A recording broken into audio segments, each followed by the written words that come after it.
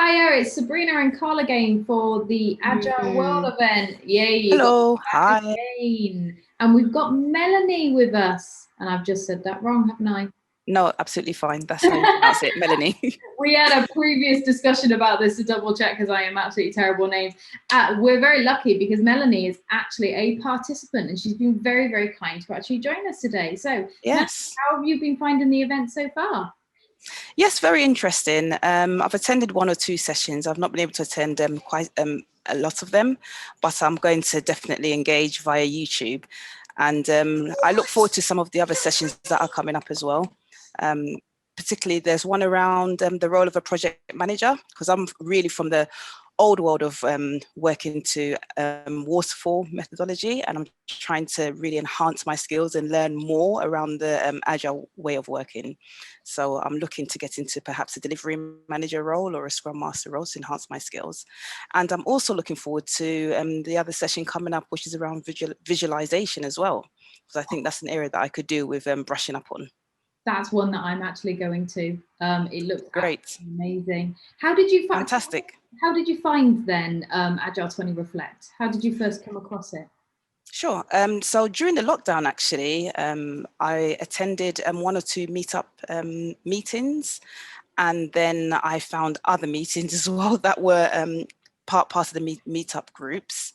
And consequently, I've just been looking around for other sessions specifically related to Agile, because that's where I really want to enhance my skill set. So anything Agile, I'm signing up. UK wise, or I've tried to attend some of the sessions as well that some others are having in America as well. I've attended some open space groups as well. And I've joined on the American time zone, so around 11 p.m. our time up to around 1 a.m. That such is my passion to enhance my skills and network with people as well. Yeah. So it's been quite good. I've met a few people actually who've volunteered to be my mentors and help point me in the right direction around career in Agile. Yeah, so in Agile roles. So it's been really good actually. So Agile20Reflect's a perfect place because you will find most people are either, so myself and Karl were Agile coaches. We've also done a lot of Scrum Mastering. We do coaching and training, and Agile20Reflect is full of them. And it's full of people that are learning or just starting or have been doing it for years. So there's so many different events and everybody wants to connect with each other. So it's a very friendly environment. And there's lots of different perspectives on Agile as well, which is really useful because it's one of those things. It's magic. Agile is not a magic bullet. It doesn't solve all your problems. There's some things that you have to do. So there's a lot of personal development stuff going on in the festival, how we shape our problems that we're trying to resolve, not just how we slot them into Agile practices, which I think is interesting.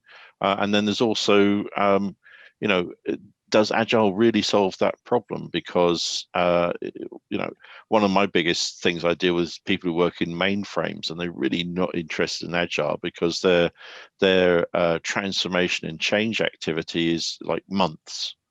Normally if you do mainframe work, you're talking about a month being a sprint as opposed to 2 weeks being a sprint with other development cycles. So I think it's interesting, but then again, I don't do that stuff anymore. I work in transforming corporations. So fantastic. So there's lots of different kinds. Yeah, I want to get to I'm beginning my journey really in trying to enhance my skill set around learning the Agile way of doing things, as well as anything Agile I'm into at the moment. I want to get to a stage where I can coach individuals around using Agile to help transform their organizations, or just help them set up using an Agile way of working, and they really just sell the benefits to them. I prefer Agile over waterfalls, because I think for me, I like to see things quite quickly as well. I like to see that I've been working on this piece of work and it's delivered within 2 weeks or 3 weeks, whatever the case may be. But the waterfall way of working, and perhaps it's also relates to my dyslexia as well, whereby I like to I'm a visual person. I like to see things, you know, and working on projects whereby I could be working on them for months or months and months and months, and then I don't see anything. It's all a bit fuzzy in my head, and I think, what have I actually done? What have I achieved? So yeah, I'm looking forward to the session with the visualization. Actually, I think that would really help, because I'm more of a visual person, and I find it quite hard working to in certain roles where people don't really use visualization a lot. And as the lady, a lady mentioned on one of the other calls, she's one of those people whereby when people present data in a visualized format, she's always thinking, well, what does that mean? I was thinking, yep, that's me. I'm always thinking, what does that mean? And then everybody else switches on and they're like, oh yes, that means this, this, this. And I'm thinking, okay, I'm not asking you questions, because they're going to think, how come she doesn't get it? So yeah, I'm looking forward to networking with everyone and meeting people who are like-minded, and hopefully people who can help coach me and mentor me in my career moving forward. Well, the other interesting thing is that the agile that you do in a team of 6 people to build a piece of software is the same agile you use with the board of directors to help them understand the status of their entire enterprise that might employ 500,000 people. And that's really helpful. So I started by building software with people. Now I build enterprises, but I don't think I could do the enterprises bit without understanding the values that are derived from smaller teams. Mm-hmm. So that's a really helpful insight for me. And I know some people jump both feet in and go, I want to do the big projects, and they're going, well, how will you convince someone that has a budget of 20 million or 40 million that what you're proposing is a good idea if you've never actually done it before? That would be good. Start small. You'd enjoy being a Scrum Master as well. Scrum Master roles are actually really fun. And it's good that you're going to go and have a look at that visualization, because it is really helpful if you move into that Scrum Master, that delivery role, of actually using that. But yeah, no, I think you'd actually enjoy it. It is actually fun. It's a fun way of working. It's very interactive. It's great on communication skills. And you're right, you get to see something delivered. If you use Scrum as an example, you get to see something delivered every couple of weeks, and you get to see that little piece, and it's like a bit of Lego. You piece everything together and get the overall, but it also allows you to be able to react very quickly. So if you put these pieces to the puzzle and you realize that there's a piece that actually doesn't fit, you can then work out why it doesn't fit. You can then pivot to the right direction.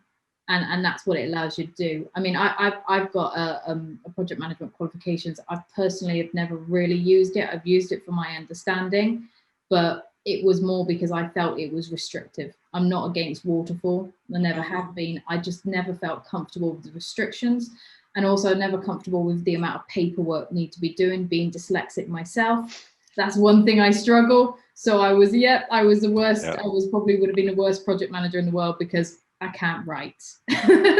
So I did Prince 1, and that was horrible. Prince 2 came out, and I gave up. I thought this doesn't help us deliver anything. This just helps protect ourselves from being sued. And it's a lot of theory as well, isn't it? It's lots of theory, and we all know the theory is not the same on the ground. Yeah, but also it was very structured, form-based activities that you had to do. And if you didn't do one set of the structured activities, then you would actually get audited and you'd be in trouble. So it was all about liability management. And actually, if I wanted to be that kind of involved in that kind of work, I would have been an auditor or an accountant. So I kind of stopped doing project management for a while Prince 2 was around, and then came across Agile, and I thought, wow, we can actually deliver something in 2 weeks. And in fact, the first project I ever did, our sprint cycle was 1 week, and we delivered a piece of technical delivery that they've been working on for 1.5 years with no delivery in 6 weeks. So, you know, it does work. It's a lot of effort. Not on that one, but on a different one. I actually use fridge magnets for my Kanban board, because people couldn't visualize blocks of color as being pieces of work. So we use fridge magnets of different things that we were working on so that people could understand how they related to each other. And that the visualization piece is really important, because if it's somewhere in a computer, people generally speaking don't really understand what's going on or how they relate. One I agree. recommendation I'll give to you on your journey is you will be investing in a large amount of post-it notes. You will find post-it notes in your bag, on the sole of your shoe, in your car, and you will find them everywhere. You will be if these are not your friends at the moment, they will become your bestest friends, and you will I'm also, sure they will be. Christmas, that is the gift that you will get from everybody in Sharpies. Sharpies.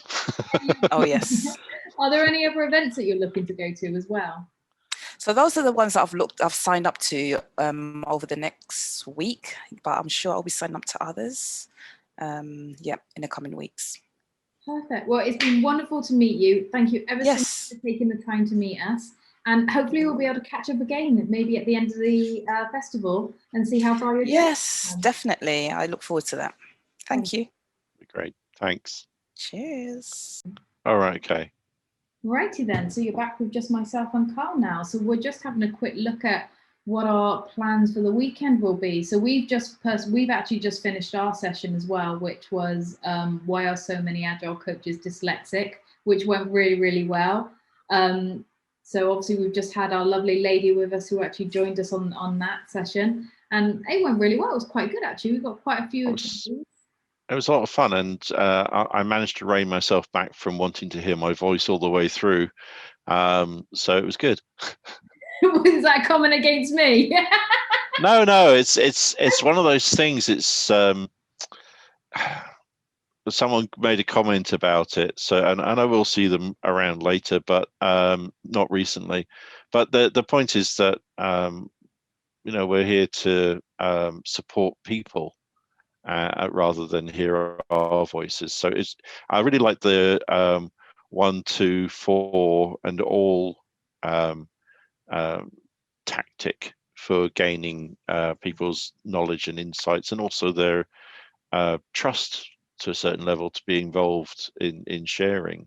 Because it is, I mean, from my background in my culture, sharing that you have any kind of impediment is weakness. And actually I recognize in myself that, along with my personal drive, that weakness has been turned into a superpower. I literally cannot be stopped. I am genuinely terrifying once I get going. Oh, you are a force to be reckoned with. I have come up against you previously. Well, don't tell me no, tell me why. Yeah. I understand that there's lots of different perspectives and things, but give me a rationale for not doing something, and until I get I always seek forgiveness rather than permission. So I will go on seeking forgiveness until such point as someone points out the reason, the rationale behind what I'm doing isn't the right one, because otherwise nothing gets done. Very true. And I think that's a good mindset to actually have as well. Yeah. So what events have you got coming up? I've got a couple that I'm going to over the weekend, because it's nice. It's the weekend. Yes, us in the UK are still in lockdown, but that gives us an opportunity to be able to go to many different events. I'm definitely wanting to go to one tomorrow, which is the power of gratitude. Learn the amazing resilience and benefits of gratitude. That sounds quite interesting. There's another one I'm wanting to go to, which we've already spoken a little bit about earlier, which is make yourself heard using visual language. So I'm quite interested in that artistic side. So the gratitude one, will you be testing what you learn on your husband with that one? I will try. He's the only person I've got around me at the moment, so unless I test it on you. No, I don't think I could deal with any gratitude from you. What's the other one that I've got? Awareness to act and unlock your influence. I wonder if I can get some benefits out of that one, actually. And culture hacking. That looks a pretty good. Yeah. I'm quite keen to actually go and see what that's about. Those are probably the roundups I've got for Sunday and Monday for myself. What ones are you thinking of going to? So I really have to go. I've been talking about it all week, the retrospective radar for Agile, because it's the metrics thing, and it's one of my bugbears, and I've mentioned it before. So definitely need to go to that. It's on an American time, so as you quite rightly pointed out, since I don't actually sleep all that much, it's probably not an issue. It's just when you have to set your mind up, so I need to go and do that at a certain time, you think, oh, that's my time, I should be relaxing. So that's something I'm interested in. I think there's a quite sporadic, because like even last night you said to me, oh, I'm going to go and have a bit of rest, and I said, don't worry mate, I'll hold the fort for you, don't worry. And then you were back online a couple of hours later, and I was thinking, hang on a minute, what are you doing? Go back to sleep. Yeah, so it's usually Anurag that notices that I'm up at 4 a.m. working, because that's kind of like the beginning of his day. I used to actually run a team in India, and be up at 3:30 a.m. to run the daily Scrum. So yeah, I don't understand it completely. The thing is, if I think it's probably a part of the dyslexia is that actually if I have something in my mind that needs done, I do it rather than trying to put a note somewhere to remind. Because usually I look at my notes and go, what do I mean to do there? So I try and get it done, and then if I don't get it done, then I usually can't sleep. So I'm much better just get it done. So the other one I'm interested in going to is Agile Families. From an Agile wife. That's Scott's wife is doing this talk on Agile families. I missed that. When is that one? It's on the 7th, so that's tomorrow evening at 7:30 to 8:30. So using Agile techniques to support your kids and thrive. And there's just a picture of her sitting on the ground with the big sign over her head saying help. And I just think that's quite funny. So I think I'd quite like to go to that one. That one's gone straight in my basket. I didn't even see it. We all want some insider info on Scott as well. How do you control Scott, and how do you make him thrive? So and then there's so Be Agile is they've got it on.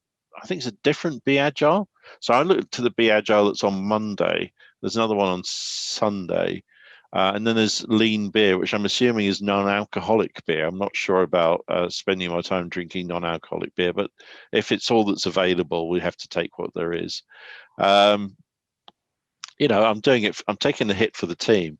And on Monday, it's I'm going to the visualize and iterate your roadmaps using a strategy map, because I'm really fascinated by warfare.